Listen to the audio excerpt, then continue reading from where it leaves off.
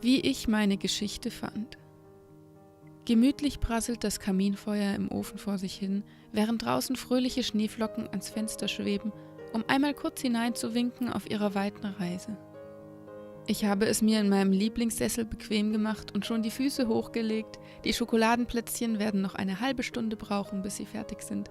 Genau ausreichend Zeit, um kurz meiner Lieblingsbeschäftigung im Winter nachzukommen. Lesen. Aber nicht etwa irgendwas, keinen Comic oder die Tageszeitung, keinen Krimi oder einen Liebesroman, nein. Für mein Leben gern lese ich Weihnachtsgeschichten. Und heute wartet ein ganz besonderes Buch auf mich. Es ist nämlich neu.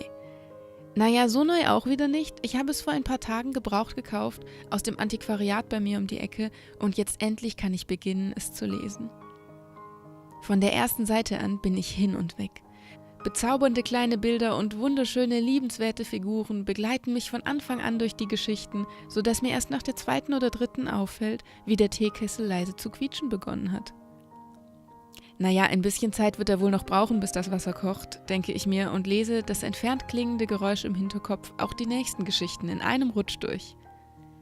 Dass dieses Buch ein guter Kauf war, wusste ich von Anfang an. Irgendeine Macht in meinem Inneren hat mich zu ihm hingezogen und es mitnehmen lassen, wie es mir öfters mit guten Büchern passiert. Doch dass es so herausragend sein würde, hätte selbst ich nicht gedacht. Mit jeder Geschichte wächst der Charme, die Schönheit, die Anmut dieser Sammlung. Witzige Randfiguren neben bezaubernden kleinen Helden ziehen mich schon bald wieder ganz in ihren Bann. Eine Geschichte ist liebenswerter als die andere und es braucht eine Weile, bis ich realisiere, wie viel lauter das Pfeifen des Teekessels inzwischen geworden ist. Aber Moment mal, so klingt doch kein Teekessel. Was ich da inzwischen ganz klar und deutlich höre, das ist vielmehr ein Wimmern, ein Jammern. Und es kommt aus meinem Buch. Hastig blättere ich Seite um Seite noch einmal um, auf der Suche nach dem eigenartig traurig klingenden Geräusch. Doch alles, was mich anlacht, sind Zeichnungen glücklicher Kinder und flauschiger Tiere.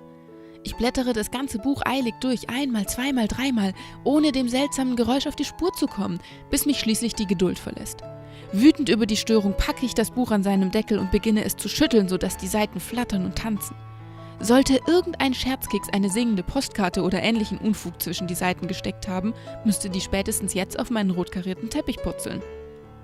Was stattdessen unsanft aufschlägt, ist ein seltsames, undefinierbares Knäuel aus unzähligen feinen Kringeln, Strichen, Bögen und Punkten. Das Jammern wird nun immer lauter und stammt zweifelsfrei von diesem Wesen, welches dort auf meinem Teppich kauert. Kurz überlege ich, in Panik zu verfallen, aber dann entscheide ich mich doch lieber dafür, dem bemitleidenswerten kleinen Ding erst einmal ein paar Fragen zu stellen. Hallo, du da.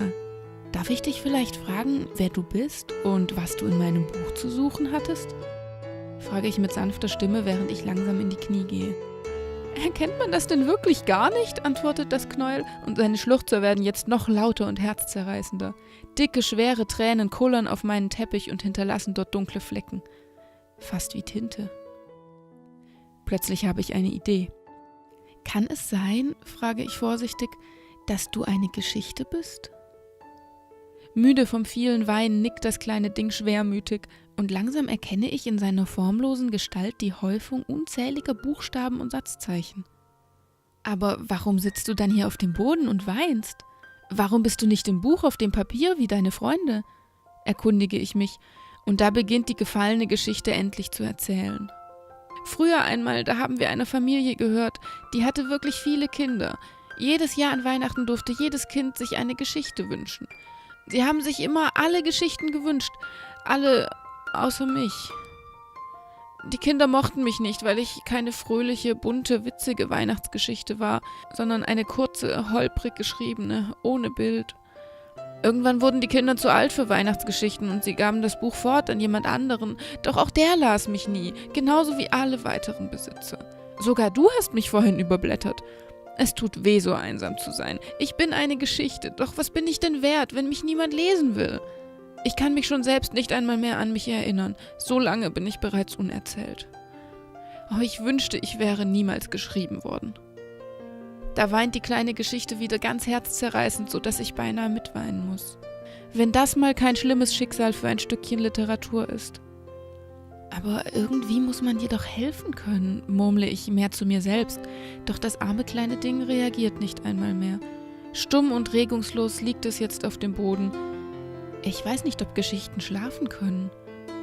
Oder vielleicht sogar sterben. Doch ich weiß, dass ich handeln muss.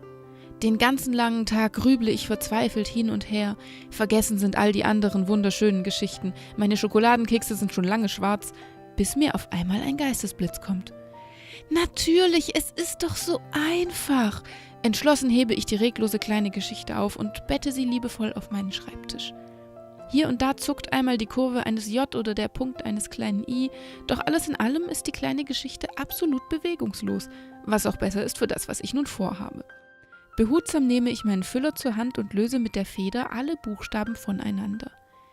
Ich weiß nicht, wie viele Stunden es dauerte, doch letzten Endes bin ich fertig, umringt von einem Meer aus Möglichkeiten. Jetzt brauche ich nur noch das Papier. Als auch dies zur Hand ist, beginnt erst die eigentliche Arbeit.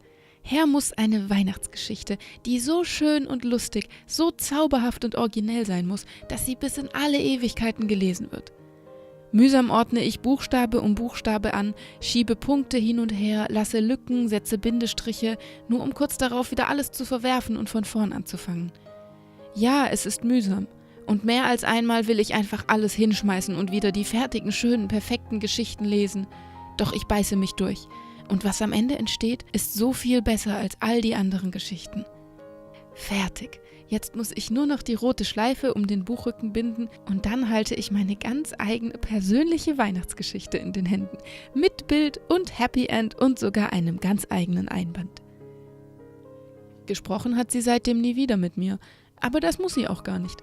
Ich weiß schließlich auch so, dass sie dort jetzt zu Hause ist, glücklich ist und wieder von mir gelesen wird. Was das denn für eine Geschichte ist, willst du jetzt wissen? Tja, das gilt es selbst herauszufinden.